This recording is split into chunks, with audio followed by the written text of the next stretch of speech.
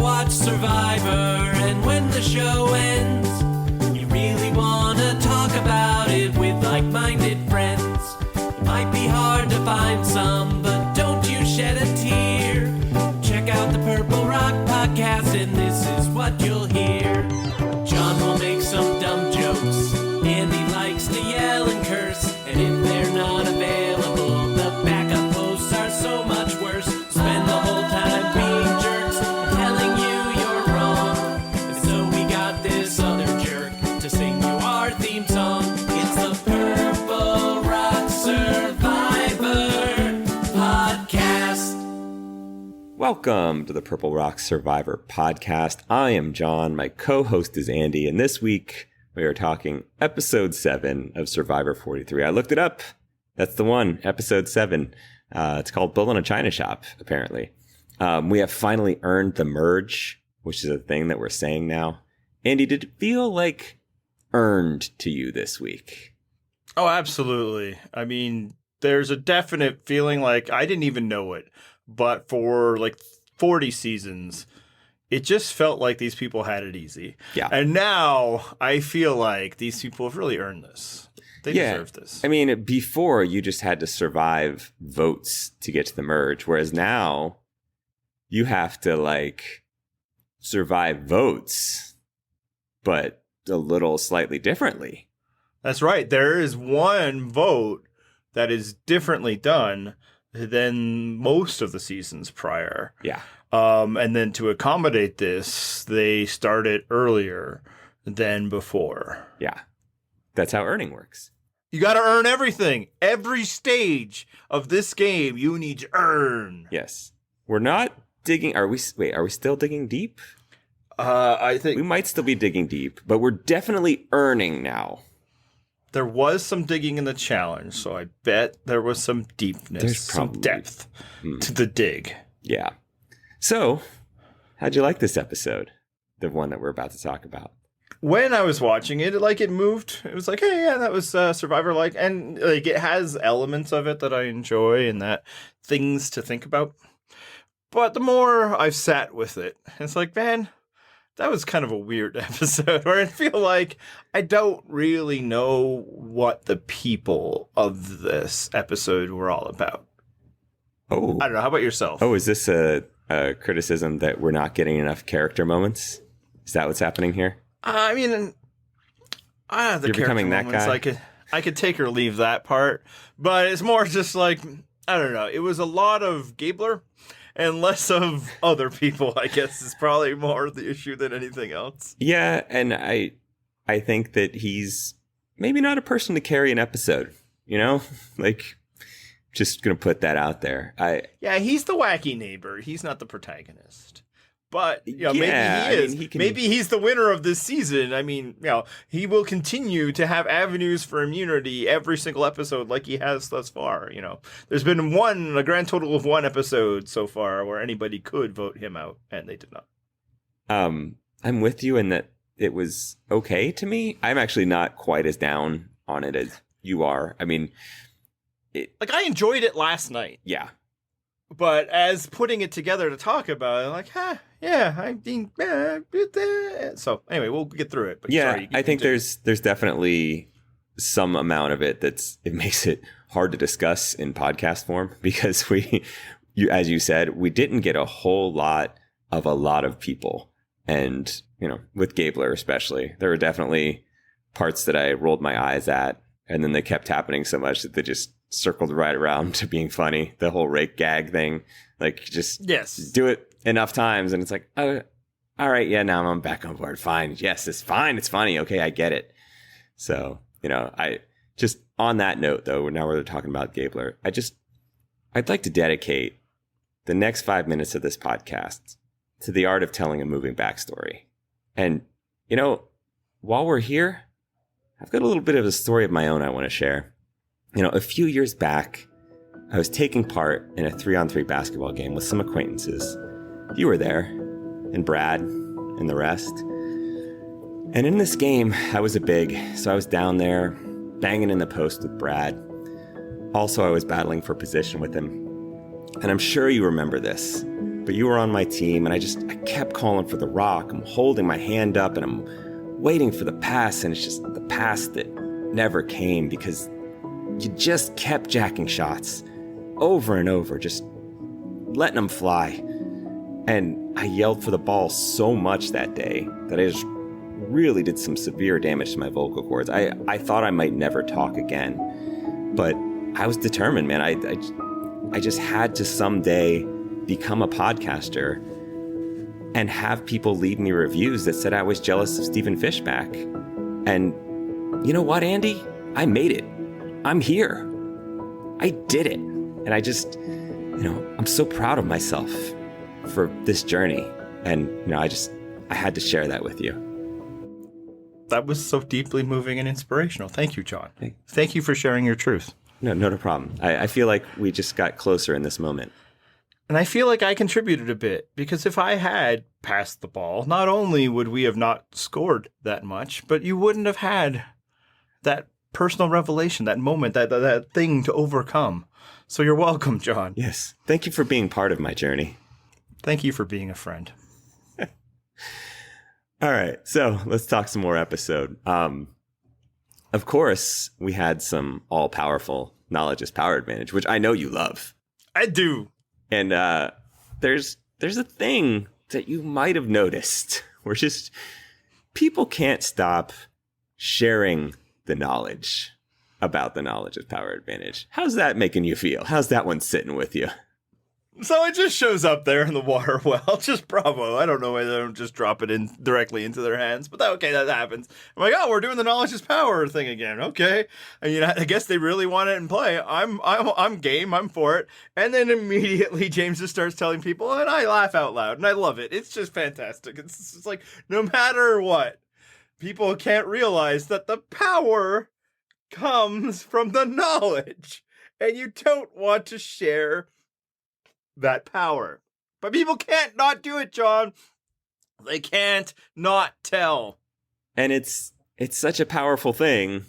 And yet, even playing it out in its most successful hypothetical form here, you're going to very publicly steal someone's idol and thus reveal to your alliance that you not only had an advantage, or to not only your alliance, but other players that maybe you had aligned with.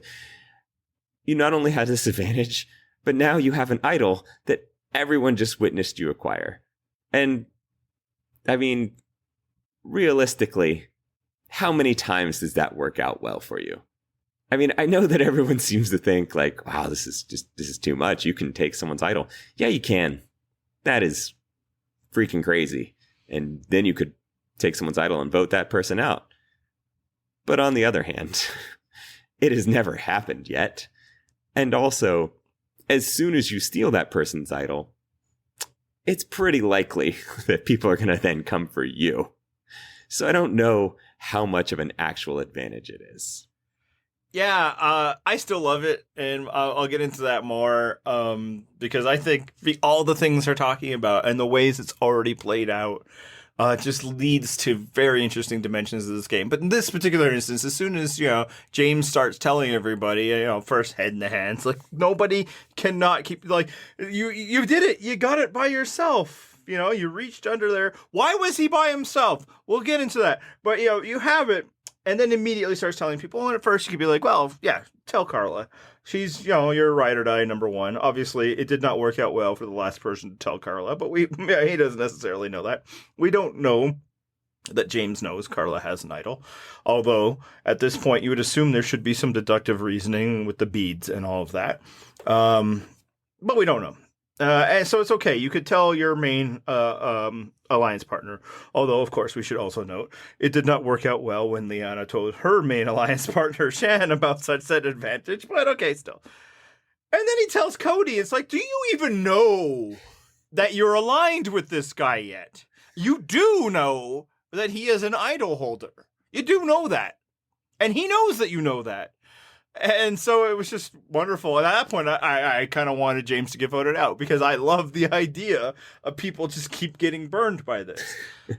I've had some time to think about it, though. The very public nature of him finding the clue to that advantage makes it more difficult to keep something like that a secret. Absolutely. And you can't lie to people about what your advantage is.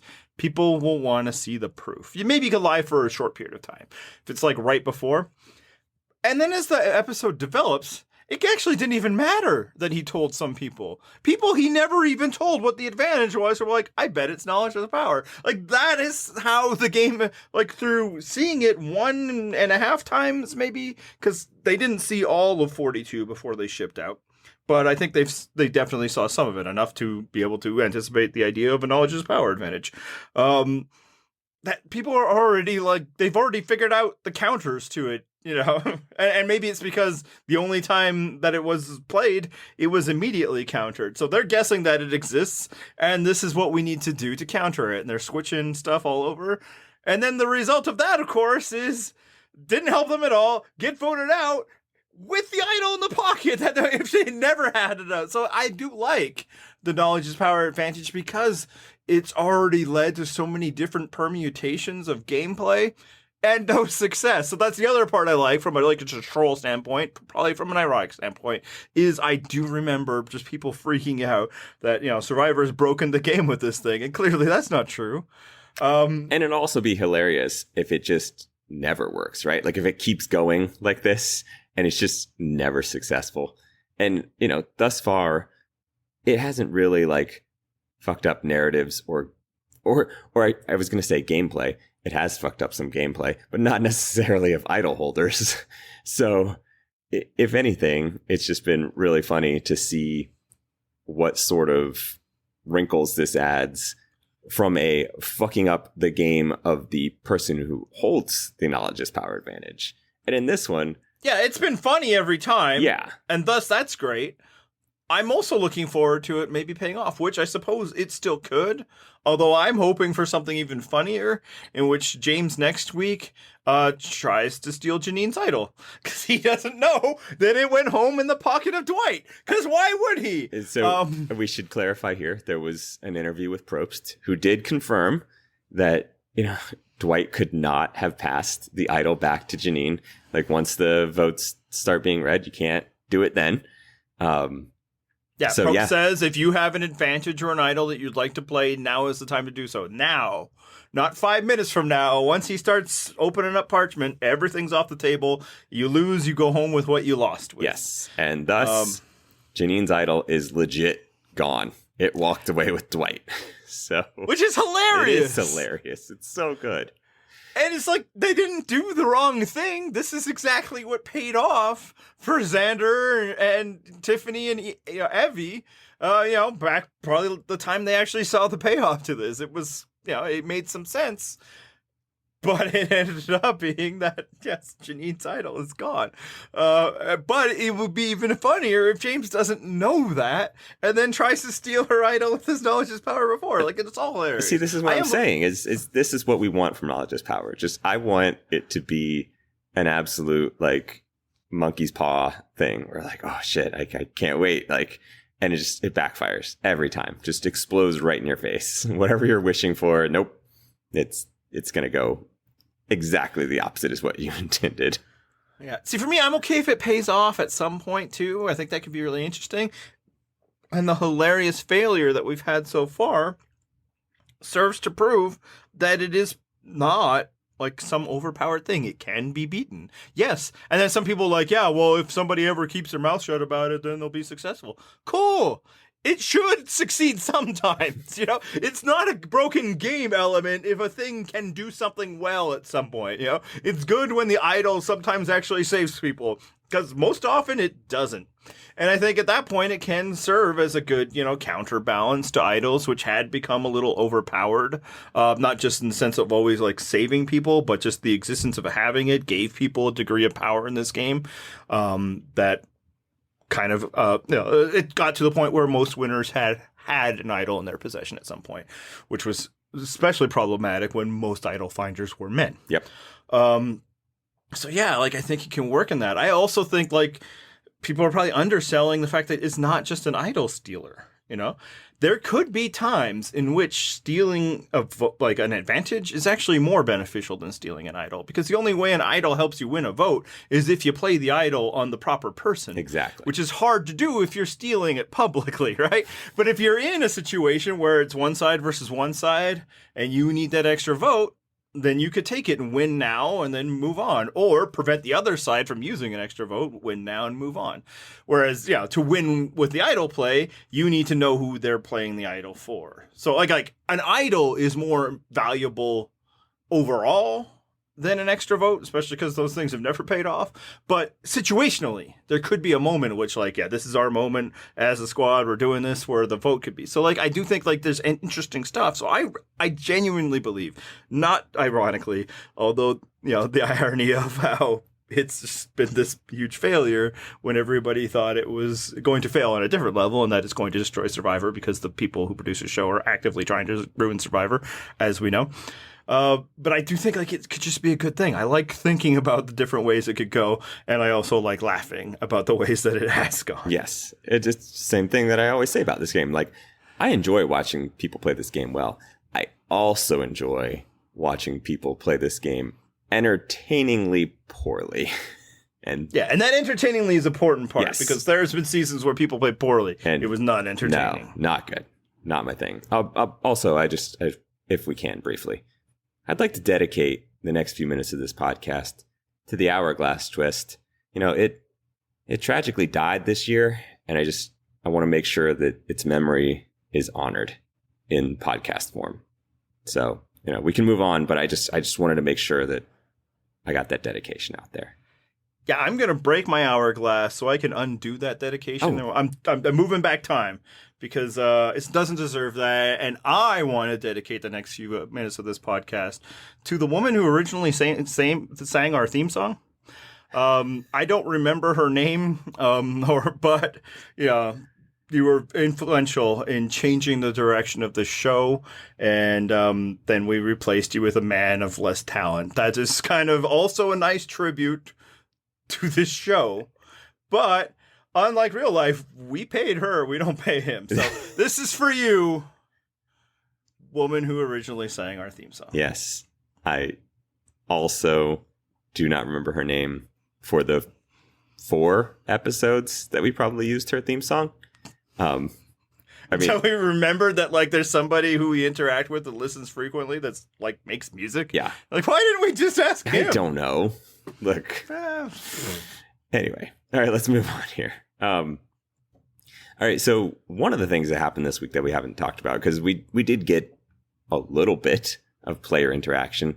And so we saw Jesse and Cody, who seemed to be pretty tight at this point. And they're going back and forth on, you know, what they might do. Ultimately, they decide they're going to flip on their own tribe mates and they're going to align with Coco. Do you feel like that's the correct path for them? So when I watched it, I did not think it was the correct path. And that's probably the right answer. And I should probably stick with that instinct. But enough time has passed that I don't know if I'm just being contrarian to my own take or I see some logic to the move. But as it's happening, it's like, why do people keep doing this? Why? I don't understand the haste with which people keep turning on their teammates in favor of, like, brand new dynamics that they have not had time to process. We saw it last week with Gabler. We see it this week. It seems to be this thing often where it's like, yeah, okay, I've known those people for like 2 weeks. I've known you for a day. I know which side I'm going to. So that was my initial instinct, and that's, again, probably the correct one, but I do have another take. But how about yourself? I mean, I'm probably with you on the second take, which is that, you know, yes, you did know other people for longer. That's not always a good thing. You know, for instance, I might be, like, just say hypothetically, I might have a bunch of coworkers that I am like, I am so tired of these people. And then suddenly I, like, switch departments or switch jobs. And I'm like, oh, shit, yes, you guys are so much better because I disliked my former coworkers and I'm just ready to move on. So sure, you can say, oh, having known this person for 2 weeks versus 2 days makes a huge difference. But also you can get vibes, you know? Yeah. And there's something to that. I do think, though, it's like, well, I thought they were okay with, Noelle and Dwight. So, like, it didn't feel like this was a situation that you needed to immediately run from. But, I mean, it should be noted that if that tribe had gone to tribal council again, it would have been a head-to-head 2-on-2 battle that, Jesse and Cody would have lost. Jesse didn't have a vote. Noelle could steal a vote, which I guess it would have been Cody's. Thus, they could have beaten Cody's idol. So, I guess it was brewing. But it's like, my initial instinct is like, why keep turning on your own people when you should be looking to get other people to turn on their people? But, as I've had time to think about it, I mean, just last week, I, on this very podcast, was advocating that it would be great if there was kind of a coalition of, like, the sane people. Carla, James, Jesse, I included that group, right? I think Jesse had the similar thought. And the way that this very vote was floating is like, it was going to be James, right? So if he has an idea that he wants to work with Carla and James, then he can't wait a vote. He has to make it happen. Now, would it have been more ideal to be like, try to put the vote on Ryan? I think it would have been. Would it have been more ideal to try and put the vote on a former Baca person like Owen? Yeah, I think that probably would have been good. But if you're trying to prove some kind of loyalty, it can kind of work out this like, hey, we'll get rid of one of ours because I want to work with you guys. And yeah, I mean, I don't know if I can argue that Jesse's instinct to want to work with James and Carla. Right, exactly. Because, I mean, they have been, to us, I think, the most impressive players so far this season. And so I think we kind of hit on this in either 41 or 42 or both, honestly. But yeah, if you're looking to align with a different group, sometimes you got to put skin in the game by being willing to get rid of someone that's theoretically, at least, on your side. And I think you're right that, if it had gone to another vote, it was Cody and Jesse were aligned against the other two. So, they probably all know that within that 4-person group. So, cutting bait now is not necessarily a terrible idea. And at some point, you just have to take risks, right? It might blow up in their face, but I think this is at least a calculated risk. There's a very reasonable move to be made here to try to align with a different group. Yeah, now a quick note of the people 41, 42 we might have said that about. I think probably all of them lost Survivor, so maybe we were wrong. But I'll say also, and this obviously, slaves to the edit, we only know what we get to see. But it does kind of seem like Noelle and Dwight were very comfortable making moves that did not include Jesse and Cody, right? Like when Dwight and Noelle are proposing a lot of these things with the other Baca tribe, Jesse and Cody aren't there. Like they did not participate in the exchange of idols and such and advantages, even though Cody was in possession of one of those things. So again, maybe it's just because we don't see the scenes where, they are talking to Jesse and Cody and I believe Jesse was at least present for some of Noelle's initial salvos about reforming this big alliance of Vessi and Baca that I don't know, maybe they should have been paying attention, was already struck dead just 2 days prior. But sure, let's reestablish it. It's a great move, even though one of the people who was spearheading it went out the door and we're replacing them with Gabler. But sure, I think he was there for that because that's what led to his, feeling that Noelle is dangerous. And I think that's where my initial take that it's like, why? Why are we doing this already? It's like, why are you worried about the danger that you kind of know versus the other dangers that are out there? It's just like, it's clear that this was more about unfinished business with their previous votes. And I think in that respect, that's a bad move. I think too many people focus on what was and not enough about what is. And often the people that have succeeded are the ones that are able to put that behind them. But like I said, I don't know if Jesse and Cody were integral to that whole Vessi Baca thing, or their participation was more assumed than the main part of it. Whereas what they get at the end of the episode is it's not just those two plus 4 Coco. Sami's in on that as well. Now, we don't know if they bring Sami in. We literally know nothing of why Sami comes in. We're not really sure how that happened. At all. which is, a complaint that people had about the episode. I'm sympathetic to that complaint, but I also feel like if they had shown us that scene, it gives away the ball game and a vote that I think had every right to be mysterious. I think there's some votes, there's no point in having mystery, that just misdirecting the viewer is pointless. It's too straightforward. I don't think that this was that vote. I think it was worth keeping the question of what will happen alive. And if you show Sami agreeing to it, then that question's gone. But it does seem to be like there's kind of a bigger coalition, and it doesn't hurt that it kind of seems like a coalition of the brain trust of the season. Yeah, and honestly, if you can be in a 7-member alliance with Ryan, you take it. We said that last week.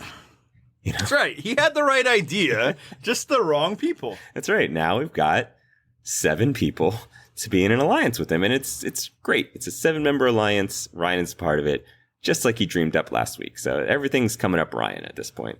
Also, if we can just take a moment, these next few minutes of the podcast, I'd like to dedicate them to Parvati 2.0. All 9 of them, maybe 10, 11. I lost count. It's just the attractive woman who can talk to other people. This is for you, these next few minutes. Okay, it's kind of dangerous, though, right?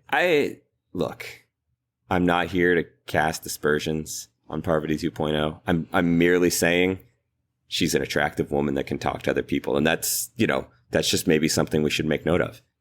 Yeah. Just if we let her, she might take over, which is why we have never had anyone you could describe as Parvati 2.0 on this podcast. Maybe Brad? Actually, that's probably fair. Yeah, it's close. I mean, I think it's no coincidence that you came back to podcast not long after Brad was the co-host. Exactly. You're like, oh! Muscling in on the territory. All right, anyway, back to the show. Earlier in the episode, right at the start of the episode, essentially, the plan was always going to be, we're going to split the vote between James and Ryan. We got this massive 8-person group that's going to just go 4-4 right down the middle for James and Ryan. Why didn't that come together? And then also, should it have come together? Yeah, I mean, obviously there's a bit of scoreboard here, and that I can, very easily say what a dumb idea because I saw it play out, but it was also a dumb idea. You guys have never voted together. You've been together for 2 days, and you're like, yep, I'm comfortable that every single person whom we need to behave in the exact way we want them to will participate in a vote split. You can't do that. Especially, one of those people is Gabler, who, to his credit, did it. But, you should already know that there's volatility built into this. You were just here a day ago when volatility, changed the direction of what this big group was supposed to be. Apparently, this big group that has been, set, even before the merge had happened, and are sharing how to win alliances and picking Noelle to go and challenges. Yep. Yes. Those Words. It already fell apart once, and now we're like, nope, but we're going to do it. And we're setting it up so there is 8 single points of failure in this mission. No, you can't do that. And I understand you got your playbooks out, and it's like, hey, there could be an idol. Let's make this 4-4, and there's only 4 of them. We can't lose. No, what you do is you pick the person who's least likely to play the idol. You have to win a vote first. Prove that 8 people are aligned. You can't do this because, all it takes is 1 person to flip, and you had 3. And even worse is as they're going through his permutations, and then we think James has this advantage. We saw him get a clue to it, and then we left him alone to go get it. Let's change it 5-3. We got to put more votes on James. I hope that it was immediately followed up by, that's stupid. If we go 5-3 and he plays the idol, then 3 votes don't mean shit against 4. I'm sure it was, but the fact that it made it into the edit just told us that this is doomed to fail. What do you think? I enjoy that. For me, I've read a lot of economic stuff because I'm a very fascinating and exciting person. Great to have at parties, but in economics, there's this running joke, essentially, right? This economic human that operates at the most efficient like always makes the correct, most efficient decision, right? And so like that's the sort of thinking that leads you to, yes, let's split it 4-4. And then, this is an optimal plan because yes, if we go 4-4 and then they use their 4 votes, we'll all tie on a revote. We take out whoever we want. It's great. It's a beautiful hedge against idols and, you're fine. You're totally covered in that scenario. But again, this is making insane assumptions, like laboratory human assumptions versus real world human, where, as we know and as we saw, that shit just doesn't work. You just can't assume that you're going to have an airtight group of 8 in this game. It's happened occasionally. A group of 8 that has never been a group yet. Even then, you have occasionally had a group of 8 vote together, but it's not very often. So, assuming that this group of 8 is then going to reduce their number of votes to 4 each, you're really exposing yourself to some risk here. And then, as we saw, the risk really got exploited. In a big Literally way. the last time they went to tribal council, it was clear that the plan was, let's just all vote out Ellie, and then 3 people didn't. Right. 2 of whom are counted on in this vote split. Like, they already just had an illustration that this shit can be complicated. And look, can it work? Has it worked? Vote splitting? Yes, of course it could work. But the fallacy is in believing that that is in any way safer a play than just taking your chances and then an idol might burn you. It's not. It fails probably just as often as it succeeds. And yeah, this one in particular, no proven loyalty. We're trying to reform something that had already broken apart the day before. And by all indications, this was also done prior to the challenge. Obviously, that is the order it's presented to us. But also, it just feels like they were hedging also based on they don't know who has immunity just yet when they're forming this plan.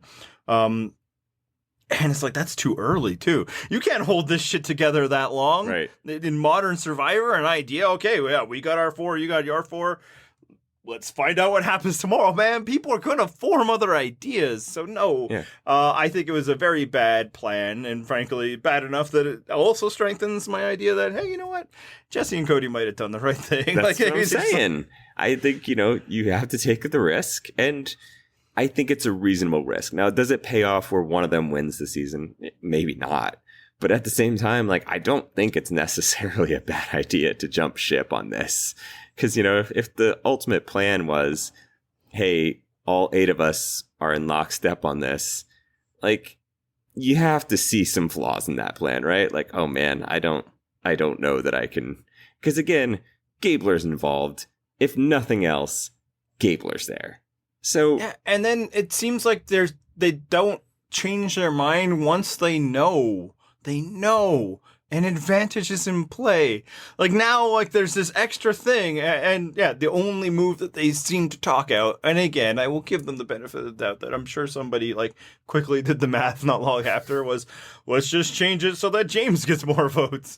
The very fact that you're saying that tells me that we can't handle a vote split. Clearly, we don't understand the dynamics at play here. Before we move on, though, I do want to give a little dedication. I just want to that's what's going to get me through the next few minutes of this podcast. This one's for my ancestor, Pierre Guillaume Sayer, who helped break up the Hudson Bay Company monopoly of the fur trade.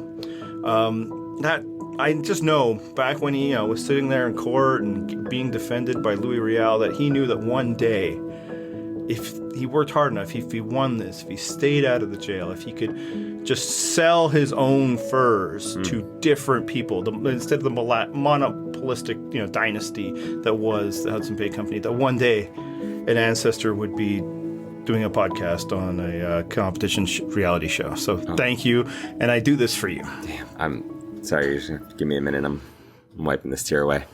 Whew, okay, deep breaths. I can do this. All right. Yeah, that was good. Yeah. Really just proud of you right now. Just like your ancestors.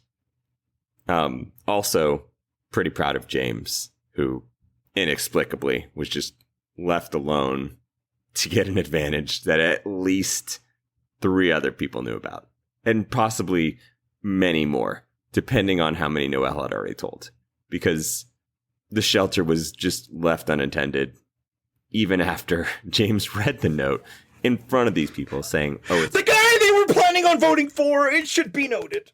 yes.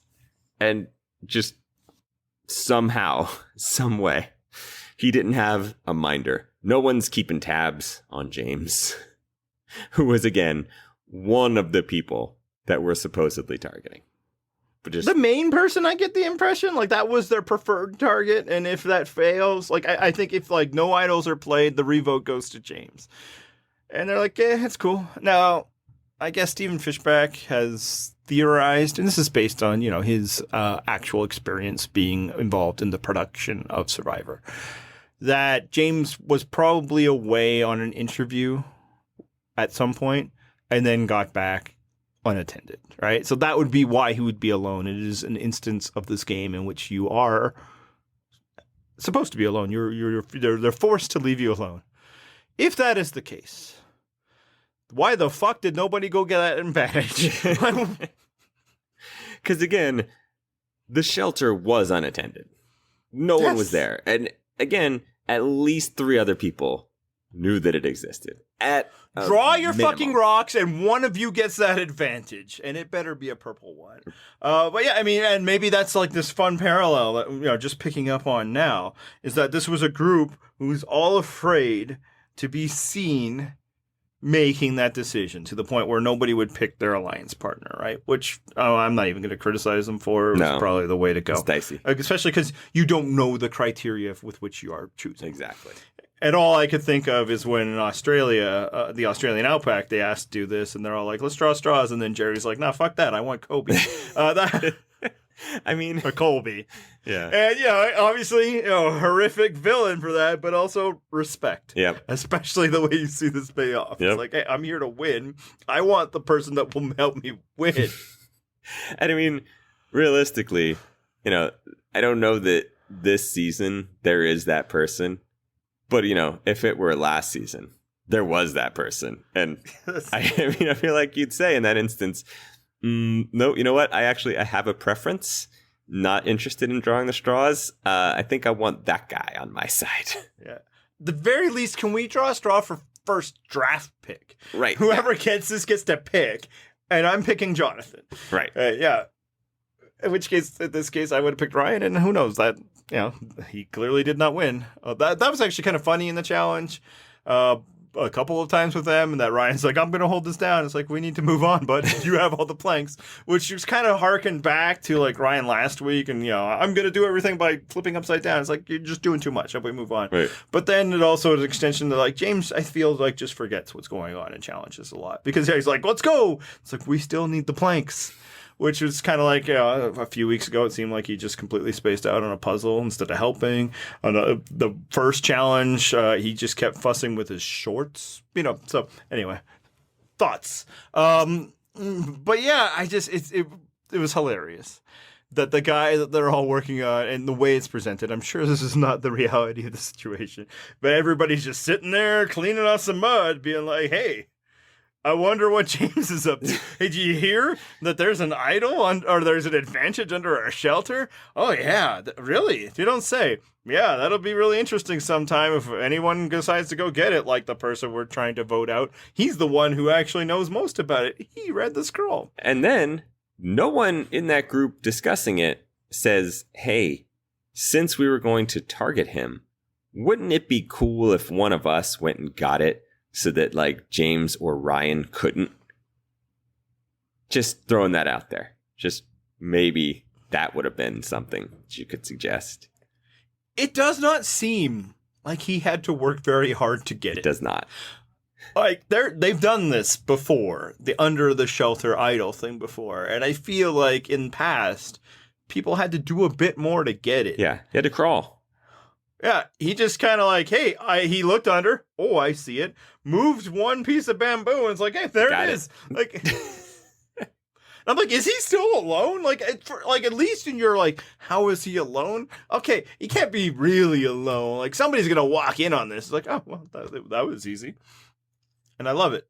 I mean, he realistically only had to be alone for, I don't know, 30 seconds, given how long it takes to look under a shelter, move one piece of bamboo, and then grab a note. I mean, it really was over in a flash. So it couldn't have possibly have taken that long. Hey, before we move on. Which I guess speaks to them that they did not leave him alone very long. But that they left the shelter alone does not speak well of them. Hey, before we move on, I just want to give a quick dedication to all the many Survivor podcasts that we have inexplicably outlasted. I mean, when we started, we didn't know that we would do a second episode, and somehow we're still fucking here, just trudging along.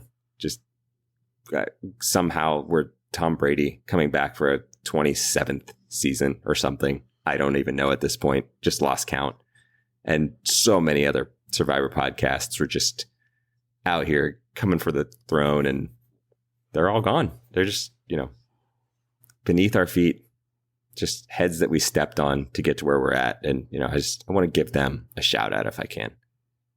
Because real talk, at least a few of you inspired us. Well, to continue podcasting because we wanted to last longer than you. There actually were some that, spite is a beautiful motivator, and it certainly motivated me to keep going. There was a period in the history of this podcast where we're like, maybe we're out. But it's like, you know what? These other ones are quitting too. And this way we can outlast them. Yep. So the pettiness in which you inspired in us, a bunch of podcasts with whom we've never interacted and probably, well, no, they knew of our existence, but did not know the one-sided animosity that we felt towards them, inspired us to be here now. Season 43, talking about this stuff. Yeah. And it makes me think of a dedication that I wanted to make as well. And that is the next minute of this podcast is dedicated to Alaska. That's all. Moving on. Your neighbor to the west. Or a drag queen. So, speaking of drag queens, we also saw in this episode a confessional from Owen, who finally has seen the light. He's like, oh shit. Gabler is an absolute wild card. There is no way I can work with this man because you don't know what's going to happen. He's telling Dwight this. He's like, hey, listen, Dwight, you've seen Gabler. Like, holy shit, you can't work with this man. And, by the way, follow up to that point. Then he decides he's going to work with him. He's going to do an 8-person vote alongside of him. Which, to be fair, is not the reason why it failed. Nope. Gabler did what he said he was going to do. We have no indication that he blew up the plan. Real quick, I should note to my wife that nobody in this is actually a drag queen. She might be like trying to make the trends, the connection. And all the other people listening, I podcast for an audience of one, the most important person, who I will not dedicate any part of this podcast to. Yeah, he was just making an awkward transition. No connection. I love it. I love that, Owen, it seems like he has the spark, and that's kind of like the story of Owen so far this season, is that he can do some things, maybe in a confessional or this conversation, where it's like, hey, that guy seems to know what he's doing. Yet completely feckless and ineffectual about every element of Survivor and involved in nothing. And the key to no one's plan. So, relatable in some ways. Yeah, it's good. It's good stuff. I enjoyed it. It was it was a nice little twist there. The abrupt shift from like, oh, you absolutely can't work with this guy. And Dwight agreeing, by the way. Dwight, who is also in that 8-member alliance that was going to split the vote. And again, and obviously Gabler has one immunity at this point, so you can't vote against him. Of course. But knowing that, who he is and who is, that's not pause to like, hey, maybe we find a plan that only needs 7 people, Nope. 8 is the way. I mean, there could be an idol. We have 8 people. That's just how it works. That's what the boards tell me. It's wonderful. And honestly, a bit of a corollary to our discussion last week where, I was asking, well, now do you need to get rid of Gabler? Which kind of felt like that's where Owen was going with that. And we were like, maybe you don't need to get rid of Gabler. You just need him around to mess with other people's plans. And again, he didn't. But this time. the people that did not vote for Gabler, again, that's everybody that they couldn't, never mind. But having him around hurt the counter alliance and helped the other people. So it's like, the idea that like you can't keep Abby around because she will destroy your game. Well, she didn't destroy Jeremy's now, did she? Like if you never work with Gabler, it could be fine that he's in the game messing things up for everybody else. And in some ways he did because he won immunity. And realistically, like, I think a lot of the people were probably like, well, sure, we can work with him for one vote, which I think is always the temptation for people like this, right? Like, well, yeah, I won't do it long term, but I'll just do it for now. Like, I'll just make it's a temporary thing, so I'll be fine. This won't come back and bite me. And as you pointed out, to his credit, it technically did not come back and bite them because he didn't do anything to fuck this up necessarily. So it could have worked. But at the same time, there's a way that maybe it did. And it's something we haven't talked about because, again, the episode didn't give us anything to work on. But Sami flips, right? Yep. Who, if you were to ask Gabler in this moment, who is his number one alliance, I don't see how the answer could be anybody but Sami. Sami is the one who gave him the information with which he made his decision last week. And also, clearly, like, Janine's not his best ally. Nobody is Owen's. So it's like it almost would have to be Sami. And maybe Sami was like, I'm going to find something better here than something that depends on Gabler. Yeah, I think with, we debated whether Jesse and Cody were right to flip. But, Sami surveying the landscape and being like, I'm out. Now that makes sense. Yeah, I fully respect it. And like, where is he at this point? Who's his allies? The answer was no either way. He did not have a good selection of allies either way. So be this free agent and see if you can pick some up. I mean, obviously you picked up enough that they filled you in on this plan. They absolutely did not need to. So somebody did. By the exits, it kind of sounds like it might have been Cassidy. Like, Dwight suggests that he saw him talking to Cassidy. Whether that's true or not, or Dwight now telling a story that makes him seem omniscient about his position in the game. But if that's the case, then that reveals that, he now knows that there was a relationship between Sami and Cassidy. Anyway, but yeah, I think it was the right move for Sami. I think he got off the sinking ship and will find somewhere to be on the new ship later. You just need to get to the ship. And like, even in tribal council, I thought he gave good answers. Or everybody else is doing the bullshit about not being nervous. He actually gave a straight answer, and it pissed me off to a degree. I am not ready to live in a world where the 19-year-old kid feels like one of the more prescient players of the season. It's not fair. I wanted to make him a joke character. He still is funny and ridiculous in all the ways that children should be. But every week I grow a bit more respect for the kid. Yeah.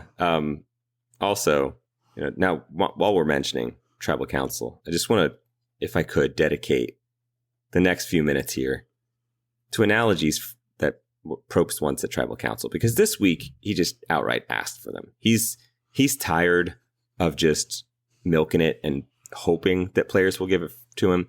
He's just demanding them. He's like, Cody, give me an analogy about surfing.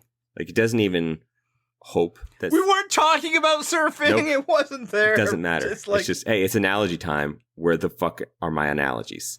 Give them to me. Cody, surfing now. Go. Love it. It was about as natural as that transition you made about talking about Owen and Gabler. He's just like, okay, that's what we're doing now. Like, I'm guessing like nothing was working, and it's like, well, that dude surfs, so I'm gonna get something here. And then he gives his whatever response, and Probst is like, this is my chance to bring up Jaws. It's so good. Just why? Just he had to find a way. Obviously the man loves analogies. They're in every season seemingly. But yeah, just the thought that he might have been sitting at tribal council like, where's my fucking analogies? And then to the point that he's like, oh no, I need to specifically tell someone to make one. It's good. I enjoy this show for stupid shit like that. To get through the next part of the podcast, I'm going to dedicate this to everyone who used to complain about how mean Jeff Probst was to the contestants, whether it is during challenges, whether it was to quitters, whether it was to people who were failing at challenges, whether it was at tribal council. People could not complain enough about how mean Jeff Probst is. And for you people, I just have to say that I hope you are enjoying your monkey paw wish, because now we get entire segments dedicated to how wonderful Jeff Probst is and how touched he is by the humans and their emotions and their feeling of empathy towards characters, and how great it is that we're cheering on everybody. And let's stop the whole show and this 3-part challenge so we can talk about, the people who failed and the people around them that didn't point out their failure. Yeah, and shout out to you people. Yeah, because it was certainly, this is so much better. The Jeff Probst hour of feelings and a triumph than it was when he called losers losers. Yeah, and now we're getting these family segments. The challenges where he's like, "Hey, you have a sister, man. Talk to me about what that's like." It's the content that I think everybody wanted when they were like, I'm tired of this mean Jeff Probst thing. How dare he point out people that are not as successful as others in a competition? That is not the way. I don't want to sound like I'm tired of these participation trophies take, but there was like something, it's like, it's fine. They're not doing well in a competition. This isn't high school gym class. It's okay. But now, hey, man, Jeff Probst is not mean anymore, and clearly the show is better for it. Hey, speaking of competitions, though, now this is what you call a segue. How'd you like the challenge? Because you mentioned the 3-part challenge thing. Like, this was not the usual sort of individual immunity challenge. 3 parts, but more specifically, you're paired up with people, and then, you go through, and thus at the end, really only 6 people are competing. Again, individually at that point, not as a team anymore. Because, when he's first explaining the challenge, I'm thinking, oh, pairs, you're both going to get immunity. No, you're actually just going to abandon the whole concept of pairs when you get to the end.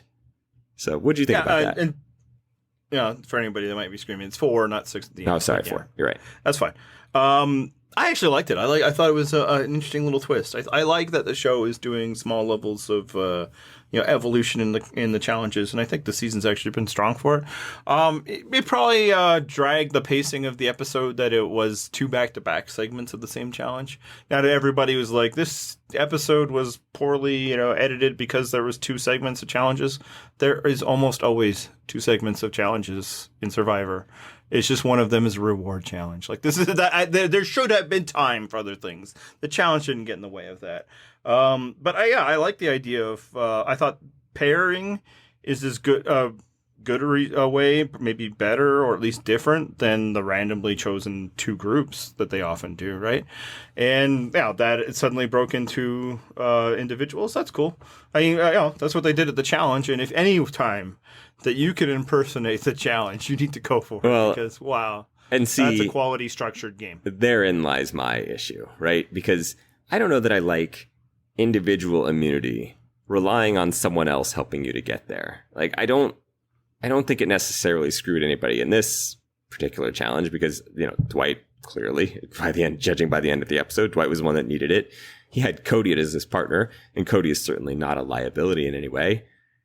But I don't like the just general concept that you have to rely on, in some cases, I guess you could have picked a partner.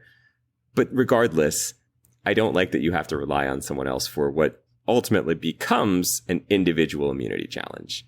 Like, you know what? That's a fair take. And I think I like the idea of it as a structure. And maybe if it was for a reward challenge rather than individual. Because, like, what if there was one person, like, laid out, we know this one person, and maybe it's our favorite person on the show, Yep. It's the last stand type thing for somebody you're rooting for. This is what they need. Yep. And then, they get saddled with somebody who can't do it. Or, if they're smarter, this time they actually pick. Like, okay, we're going to make sure that this person is not going to win because we'll just tank it for them. Exactly. That's the scenario that I'd be worried about. You have the player that you're like, oh yeah, it just as a hypothetical in this challenge, Carla's coming through and she needs immunity for some reason. And then she's saddled with someone who's like, oh, we're not letting Carla get immunity. She's not on my side. I'm tanking this fucking challenge so we can vote her out. Like, I mean, ultimately, that didn't give Carla a shot at individual immunity then. So, yeah, no, you've convinced me completely, and I think it's because it's just so like early into it that there wasn't anybody in that scene. Exactly. There's just so many people that I wasn't thinking that way. But I always hate since it's started in Survivor, I've always hated immunity challenges in which other people can determine who the winner is. So like, the challenges where you can all team up on somebody, get something right, hack at the string until their, face is smashed in, like, their metaphorical face, right? Obviously that did lead to one of the great game-changing moments of the series, which, revealing the pecking order in Marquesas. But in general, it's like, it doesn't matter how good you are, how much you fight, you can't win. Everybody will team up against you. And I've always hated that for immunity. And this, it wouldn't even have to be everybody. Because we see it. It happens all the time in Survivor, in which there's somebody that they want to vote out, and then there's people that they don't want to vote out. And then, like, people slowly dwindle. It's usually, like elimination bit style type challenges. And then everybody's sitting there on that bench, like just openly rooting against that one person. Imagine if you could be, you're not winning. I'm not going to leave this spot. You are not winning. And then the whole episode would be boring. Right. Because you're marching to a conclusion that was like preordained before the challenge even started, right? Before Probst drops his hands and says, go. So. Yeah, I know. So yes, bad for me. I like the idea of pairs to individuals, but reward only. I think it didn't matter this time, but yeah, that was unfortunate. And before we move on, I just wanted to dedicate the next part of the podcast. It just kind of made me think about it when we were talking about Sami and how he's unexpectedly wise for his age, and that made me think this one's for Bran the Broken. No spoilers, but those that know that just an amazing character and storytelling. Yeah, absolutely. I mean, when I think of storytellers, and they are the most important thing in the world, I think of Bran the Broken. So, another quick criticism that I'm sure you're watching. Quick criticism that I have about the challenge. I don't like the 25% of your body weight thing, particularly because it's pre-game body weight. Well, yeah, and then also that's like it's just focused on forearm strength, which just gives a massive advantage to men who masturbate frequently. And I get that they have to mix it up with the types of challenges they do, but I don't love that one. Why give the advantage to guys like us? I feel like we're owed something sometime.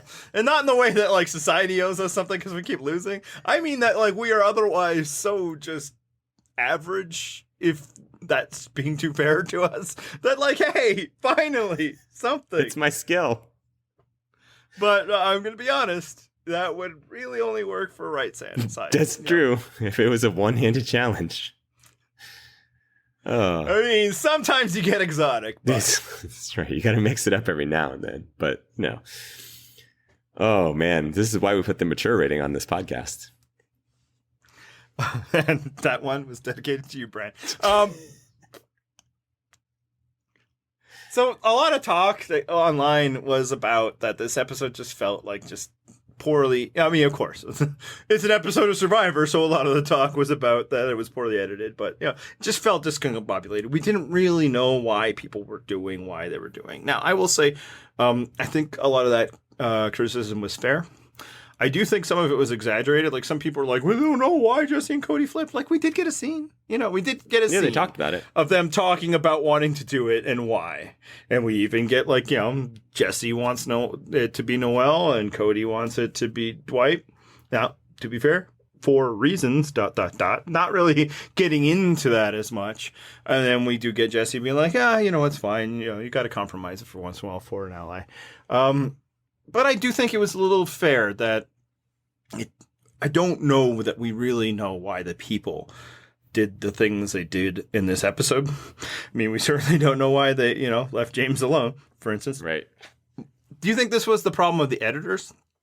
Or do you think it's kind of a reflection of the last-minute approach to the modern Survivor game? I think there's really a lot of moving parts, which makes sense when we have this many people eligible to vote. Because even last week there were still some people who weren't able to vote, right? So I think in general, the show is pretty good at telling stories. Not always. They fuck up sometimes, but almost always. And I think they do a pretty good job of working with what they have, as far as we know, right? So my guess is it's just that you have to maintain some level of mystery as far as where the vote is going. And then also, with that many players, like, there's only so much you can do before you give away the game. Like you said, if we had known that Sami's flipping, that right there gives away what's going to happen. So I understand why but yes, I do agree that it did make the story slightly less coherent. But I think that was a worthy sacrifice. Yeah. I think it's fair. I don't know that they nailed it this episode. I certainly think there were things they showed us that they could have cut, and hopefully in favor could have showed us other things that would have made us care more about the decision making, basically, of what people are making. I don't know that we needed as much Gabler, for instance. Although certainly we're having some fun with it. But I do think that the modern Survivor is going to lead to this. And it's a common problem that people are like, and then suddenly the vote is just this way. And the editors didn't show us. And maybe it is the editor's fault. I obviously do not know what footage isn't there. But I do know that, like, what people often talk about how modern Survivor works, post-game type stuff. And obviously I partake in less of that post-game stuff than most people, but I've gleaned some. Is that it is literally true that a lot of votes nowadays are kind of decided at the last minute. That the modern Survivor player is so against putting names out there because they know it's going to change. And the first one you get out there just puts a target on you.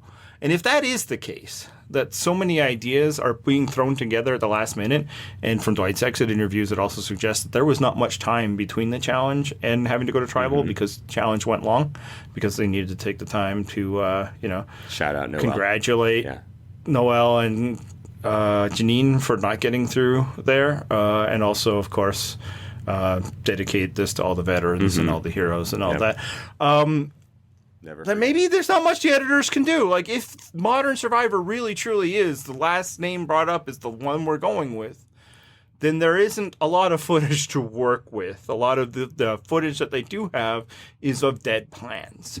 Or they have the footage of this is what the plan is, which is not what Survivor tends to do at all, unless there is some doubt of which if that's the true plan or if that's going to be a successful plan. And not only that, you're operating on a shorter schedule too. The past 3 seasons have trimmed off 13 days. So you're, as you said, which could be a problem, right? If that is the case, if that's what this is going to lead to, then they might need to reconsider the trimming of 13 days. But. Right. I mean, or at the very least, you have to realize that you need a certain amount of time to elapse between a challenge and a vote so that there is some more time to gather the footage of strategic decision making. Yeah, because I get the Gabler did break a record, but like we're talking about 10 minutes or so here. Yeah. Like, I don't think that's what threw everything off. But it's just like if that is what Modern Survivor is, then I do think people need to just get used to the fact that the votes might not make sense to us because maybe they don't make sense because the Modern Survivor player is just way too reactionary. So if that is the case, the show might also need to do a better job of being able to relate that story to the viewers. But I do think like sometimes people complain that everything feels so chaotic and they blame the edit when it's possible that the edit is telling the true nature of the chaotic play that is happening. And also there's always an assumption there that the edit had footage that it may or may not have had. So we don't know. Sometimes they do, right? Sure. Like, we know that they left out, for instance, an idol nullifier in last season. Huge, secondary storyline. They made that choice. We know they make choices. Yep. But it's just like, I don't know. Again, I felt it this episode too. So maybe this one just, they've put the focus on the wrong parts because they're really inspired by Gabler's bullshit. but I also just wonder if it's just like, hey, no, we're doing this, no, we're doing this, doing this. Nope, this is what we're doing. And like, I just don't know if there was enough time to explain people's actions, because I don't know if people's actions are as logical or explainable as they should be. Before we kind of send this one home, I did want to dedicate kind of, I guess, the end of this podcast, if it is the end, to Garfield. He really hates Mondays, even though he doesn't have a job. Does he have any feelings on lasagna?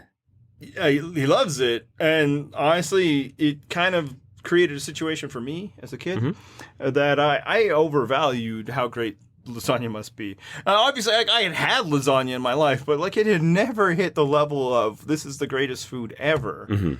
And that was just the first step betrayal of how the way that like reading will lie to you, especially about foods, because, you know, wait until you get older as a child and you experience that great betrayal that many a child for decades have experienced, that Turkish delight is bullshit.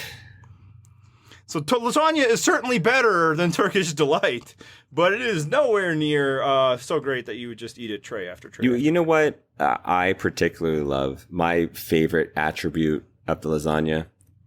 It's the way the G moves in silence. That's what does it for me. All right. I think we're about done here. Do you got anything left to say? I mean, that was honestly the perfect note to end on. So hit purplerockpodcast.com. Twitter is Purple Rock Pod for the show. He's Purple Rock Andy. I'm Purple Rock John. And let's play some music.